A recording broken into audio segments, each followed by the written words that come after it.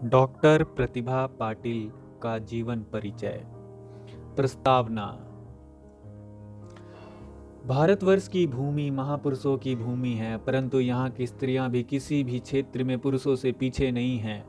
भारत में पहली महिला प्रधानमंत्री का गौरव यदि श्रीमती इंदिरा गांधी जी को प्राप्त हुआ, तो पहली महिला राष्ट्रपति बनने का गौरव श्रीमती प्रतिभा देवी सिंह पाटिल को प्राप्त हुआ है।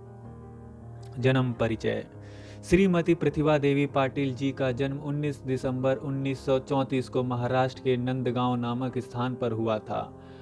आपके पिता का नाम श्री नारायण राव था। आपकी प्रारंभिक शिक्षा जलगांव महाराष्ट्र के आर स्कूल में हुई। शिक्षा।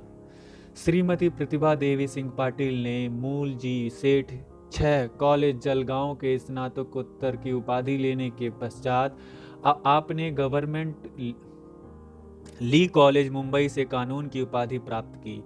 श्रीमती प्रतिभा देवी की प्रारंभ से ही खेल कूद में रुचि थी और आपने अपने समय में कॉलेज प्रतियोगिताओं में कई पदक और सम्मान प्राप्त किए। शिक्षा प्राप्त के पश्चात आपने जलगांव कोर्ट में बतौर अधिवक्ता व्यावसायिक जीवन व्यतीत करना प्रारंभ किया तथा साथ साथ जन कल्याणकारी कार्यों में भी रुचि लेने लगी। सामाजिक कार्यों में भी आपका ध्यान विशेष रूप से महिलाओं की बहुमुखी समस्याओं तथा उनके समाधानों के प्रति रहा। वैवाहिक जीवन। श्रीमती पाटिल का परिचय डॉक्टर देवी सिंह राम सिंह शेखावत से साथ हुआ था। उन्होंने मुंबई हाफकिन इंस्टीट्यूट से रसायन विज्ञान से पीएचडी की। शेखावत जी अमरावती निगम के मेयर रहे हैं और उसी क्षेत्र के विधायक भी रहे हैं। श्रीमती पाटिल के 2 संतानें हैं, पुत्री ज्योति राठौर और पुत्र रामेंद्र सिंह। राजनैतिक जीवन। श्रीमती पाटिल का राजनीतिक जीवन 27 वर्ष की आयु से ही प्रारंभ हो गया था। सर्वप्रथम अपना जलगांव विधानसभा क्षेत्र से चुनी गई। तत्पश्चात इलाहाबाद मुक्ताई नगर का बतौर विधायक 4 बार प्रतिनिधित्व किया। 1985-1990 तक आप राज्यसभा से सांसद रहीं। 1991 में 10वीं लोकसभा के लिए अमरावती संसदीय क्षेत्र से चुनाव लड़ा, लेकिन आप पराजित हो गईं। श्रीमती पाटिल ने अपना अधिकांश जीवन महाराष्ट्र के लिए समर्पित किया। आप लोक व्यवस्था विभाग, मद्य निषेध मंत्री, पर्यटन मंत्री, संसदीय एवं आवास मंत्री भी रह चुकी हैं। आपका यह कार्यकाल 1967 से 1972 तक रहा। पद। श्रीमती पाटिल ने अनेक विभागों में कैबिनेट मंत्री का पद भी संभाला, जैसे 1972 में महाराष्ट्र सरकार में समाज कल्याण विभाग, 1974 से 75 तक समाज कल्याण तथा लोक स्वास्थ्य विभाग, 1975 से 76 तक मद्य निषेध पुनर्वास सांस्कृतिक कार्य विभाग, 1977 से शिक्षा मंत्री, 1982 से 85 में असैनिक आपूर्ति एवं समाज कल्याण विभाग। 1979 से फरवरी 1980 तक आप प्रदेश सरकार में विपक्ष नेता भी रहीं। आप डॉक्टर वेंकटरमन के कार्यकाल में राज्यसभा की अध्यक्ष रह चुकी हैं एवं 1988 में राज्यसभा के दौरान व्यावसायिक सलाहकार समिति की सदस्य बनी। सामाजिक कार्य क्षेत्र। श्रीमती पाटिल लोक कल्याण के कार्यों में सदैव जुड़ी रहीं तथा अनेक संस्थानों के उत्थान हेतु कार्य किए। आप महाराष्ट्र प्रांत में जल प्राधिकरण की अध्यक्ष रहीं। 1982-85 तक महाराष्ट्र प्रदेश कांग्रेस की अध्यक्ष रहीं। अर्बन सहकारी बैंक एवं क्रेडिट सोसाइटी संघ समिति के निदेशक पद पर कार्यरत रहीं। आप सदा ही सामाजिक कल्याण के कार्य में भी रुचि लेती रहीं।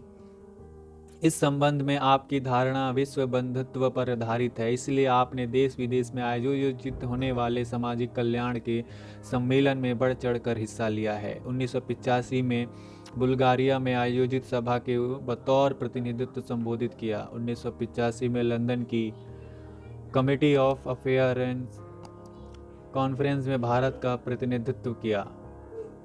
स्थापनाएं। अमरावती और महाराष्ट्र में अनुवांशिक संस्था, संगीत college, fashion designing, beautician course तथा व्यावसायिक कोर्स से संबंधित संस्थाओं की स्थापना करवाई। 1962 में आपने महाराष्ट्र के महिला कोषांग की स्थापना करवाई राष्ट्रपति के रूप में। राजनीतिक गलियारों में जब राष्ट्रपति एपीजे कलाम के उत्तराधिकारी की चर्चा हो रही थी तब तथा राजनीतिक दलों के बीच वाद विवाद गहरा रहा था, तभी नए राष्ट्रपति के रूप में श्रीमती पाटिल के नाम का प्रस्ताव सभी विवादों को शांत कर गया।